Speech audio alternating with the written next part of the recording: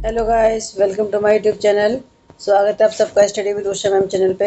आज हम 10वीं क्लास का लोकतांत्रिक राजनीति का पार्ट 1 सत्ता की साझेदारी के क्वेश्चन आंसर्स करेंगे। ठीक है, इसका व्याख्या हम पहले कर चुके हैं। व्याख्या का लिंक आपको डिस्क्रिप्शन में मिल जाएगा। और ये आपकी सारे बहुत ही मोस्ट इंपॉर्टेंट क्वेश्चन है जो आपके एग्जाम में पूछे भी हुए हैं और आगे भी इनमें से आपसे क्वेश्चन वो पूछने की संभावना है। ठीक है, तो इसलिए वीडियो को लास्ट तक जरूर देखिएगा। सारे क्वेश्चन बहुत ही इंपॉर्टेंट हैं आपके सीबीएसई बोर्ड के अकॉर्डिंग। चलिए स्टार्ट करते हैं। पहला क्वेश्चन है कि आधुनिक लोकतांत्रिक व्यवस्थाओं में सत्ता की साझेदारी के अलग अलग तरीके क्या हैं। आंसर है आधुनिक लोकतांत्रिक संस्थाओं में सत्ता की साझेदारी के निम्नलिखित तरीके हैं। पहला है सत्ता का क्षैतिज वितरण। सत्ता का बंटवारा शासन के विभिन्न जैसे विधायिका, कार्यपालिका और न्यायपालिका के बीच रहता है। इस प्रकार की व्यवस्था में सरकार के विभिन्न अंग एक ही स्तर पर रहकर अपनी अपनी शक्ति का उपयोग करते हैं। दूसरा है सत्ता का ऊर्ध्वाधर वितरण। इस व्यवस्था में सरकार के बीच भी विभिन्न स्तरों पर सरकार सत्ता का बंटवारा होता है, जैसे पूरे देश के लिए एक सामान्य सरकार हो और फिर प्रांत या क्षेत्रीय स्तर पर अलग अलग सरकार हो। थर्ड है विभिन्न सामाजिक समूहों के बीच सत्ता का बंटवारा। सत्ता का बंटवारा विभिन्न सामाजिक समूहों मसलन भाषाई और धार्मिक समूहों के बीच भी हो सकता है। बेल्जियम में सामुदायिक सरकार इस व्यवस्था का एक अच्छा उदाहरण है। फोर्थ है विभिन्न राजनीतिक पार्टियों, दबाव समूहों और आंदोलनों के बीच सत्ता का बंटवारा। समकालीन लोकतांत्रिक व्यवस्थाओं में यह विकल्प विभिन्न पार्टियों के रूप में उपलब्ध होता है, जिसमें पार्टियां सत्ता के लिए आपस में प्रतिस्पर्धा करती हैं। नेक्स्ट क्वेश्चन है कि भारतीय संदर्भ में सत्ता की साझेदारी के एक उदाहरण देते हुए इसका एक युक्तिपरक और एक नैतिक कारण बताइए। तो आंसर है सत्ता के बंटवारे से विभिन्न सामाजिक समूहों के बीच टकराव का अंदेशा कम हो जाता है। इस प्रकार सत्ता का बंटवारा सामाजिक सामंजस्य और शांति के लिए जरूरी होता है। भारत में कमजोर वर्ग के लिए सीट आरक्षित है। तो ये तो है आपका युक्तिपरक। ठीक है, फिर है नैतिक परक। दरअसल सत्ता की साझेदारी हिस्सेदारी लोकतंत्र की आत्मा है। एक अच्छे लोकतांत्रिक व्यवस्था का अर्थ है राजनीतिक सत्ता में नागरिकों की हिस्सेदारी। भारत में जनता सरकार की नीतियों और निर्णयों पर बहस तथा उसकी आलोचना कर सकती है। इससे सरकार पर अपनी नीतियों और फैसलों पर दोबारा सोचने का दबाव बनता है। नेक्स्ट क्वेश्चन है कि सत्ता की साझेदारी क्यों जरूरी है। तो आंसर है कि सत्ता की साझेदारी निम्न कारणों से जरूरी है। पहला है इससे विभिन्न सामाजिक समूहों के बीच टकराव का अंदेशा कम हो जाता है। सेकंड, राजनीतिक व्यवस्था को स्थायित्व प्रदान करती है। थर्ड, सरकार को वैधता प्रदान करता है। फोर्थ, इससे समाज में संतुलन और न्याय की स्थापना होती है। फिफ्थ, सत्ता की साझेदारी लोकतंत्र की आत्मा है। लोकतंत्र का मतलब होता है कि जो लोग इस शासन व्यवस्था के अंतर्गत हैं उनके बीच सत्ता को बांटा जाए। नेक्स्ट क्वेश्चन है कि बेल्जियम की जातीय बनावट का वर्णन करो। आंसर है बेल्जियम यूरोप का एक छोटा सा देश है। इस छोटे से देश के समाज की जातीय बनावट बहुत जटिल है। फर्स्ट पॉइंट है कि देश की आबादी का 59% हिस्सा फ्लेमिश इलाके में रहता है और डच बोलता है। शेष 40% लोग वैलोनिया क्षेत्र में रहते हैं और फ्रेंच बोलते हैं। सेकंड, शेष 1% लोग जर्मन बोलते हैं और राजधानी ब्रुसेल्स के 80% लोग फ्रेंच बोलते हैं और 20% लोग डच भाषा। ठीक है, नेक्स्ट क्वेश्चन है कि श्रीलंका की जातीय बनावट का वर्णन कीजिए। आंसर है श्रीलंका एक द्वीपीय देश है जो तमिलनाडु के दक्षिण तट से कुछ किलोमीटर की दूरी पर स्थित है। सेकंड पॉइंट, श्रीलंका की आबादी में भी कई जातीय समूह के लोग हैं। सबसे प्रमुख सामाजिक समूह सिंहलियों का है, जिनकी आबादी कुल जनसंख्या की 74% है। नेक्स्ट पॉइंट, फिर तमिलों का नंबर आता है, जिनकी आबादी कुल जनसंख्या में 18% है। नेक्स्ट, तमिलों में भी 2 समूह हैं, श्रीलंकाई मूल के तमिल 13% हैं और हिंदुस्तानी तमिल। ठीक है, नेक्स्ट क्वेश्चन है कि बेल्जियम ने देश में टकरावों को रोकने के लिए क्या कदम उठाए। आंसर है बेल्जियम द्वारा टकराव को रोकने के लिए उठाए गए कदम। फर्स्ट पॉइंट, केंद्र सरकार में डच व फ्रेंच भाषी मंत्रियों की समान संख्या। सेकंड, केंद्र सरकार की अनेक शक्तियां देश के 2 इलाकों की क्षेत्रीय सरकार को दी गई। थर्ड पॉइंट, ब्रुसेल्स में अलग अलग सरकार हैं, इसमें दोनों समुदायों को समान प्रतिनिधित्व दिया गया। फोर्थ पॉइंट, सामुदायिक सरकार का निर्माण। इनका चुनाव संबंधित भाषा के लोगों के द्वारा होता है। इस सरकार के पास सांस्कृतिक, शैक्षिक तथा भाषा संबंधी शक्तियां हैं। फिफ्थ पॉइंट, 1970 और 1993 के बीच उन्होंने अपने संविधान में 4 संशोधन सिर्फ इस बात के लिए किए कि देश में रहने वाले किसी भी आदमी को बेगानेपन का एहसास न हो और सभी मिलजुल कर रह सकें। नेक्स्ट क्वेश्चन है कि सत्ता का ऊर्ध्वाधर वितरण किसे कहा जाता है। आंसर है सरकार के बीच विभिन्न स्तरों पर सत्ता का बंटवारा हो सकता है, जैसे पूरे देश के लिए एक सामान्य सरकार हो और प्रांतीय क्षेत्रीय स्तर पर अलग अलग सरकार रहे। सेकंड पॉइंट, पूरे देश के लिए बनने वाली ऐसी सामान्य सरकार को संघ या केंद्र सरकार कहते हैं।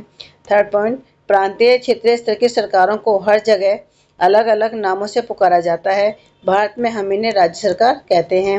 नेक्स्ट पॉइंट, राज्य सरकार से नीचे के स्तर की सरकारों को नगर पालिका और पंचायतें कहा जाता है।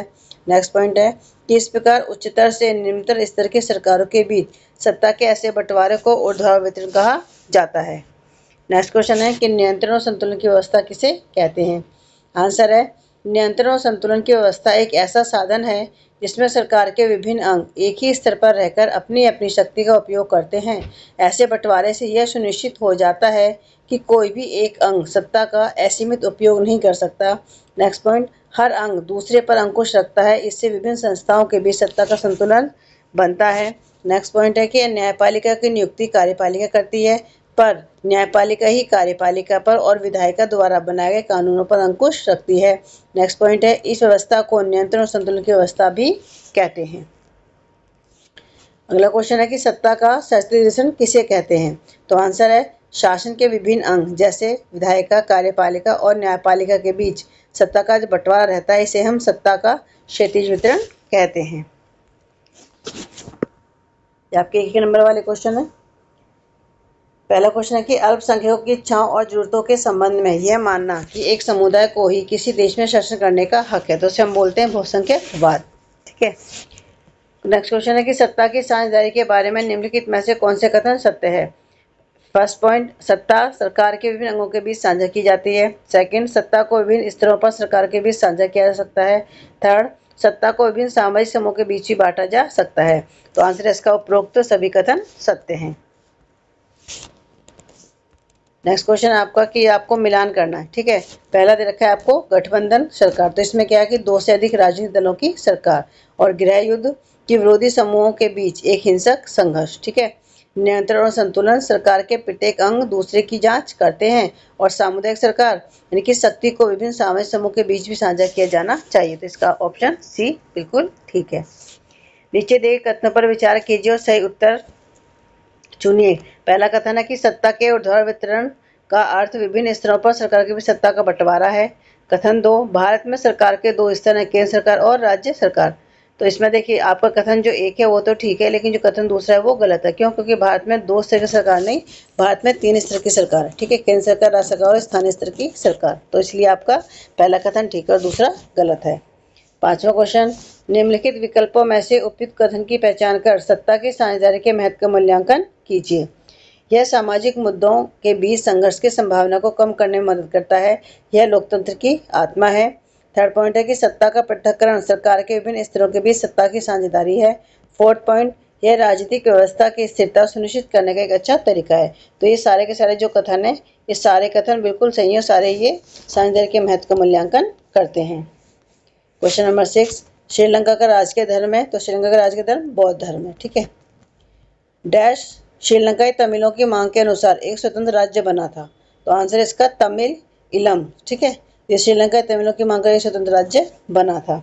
क्वेश्चन नंबर 8, सत्ता की साझेदारी के प्रकार का वर्णन करने वाले सही विकल्प की पहचान कीजिए।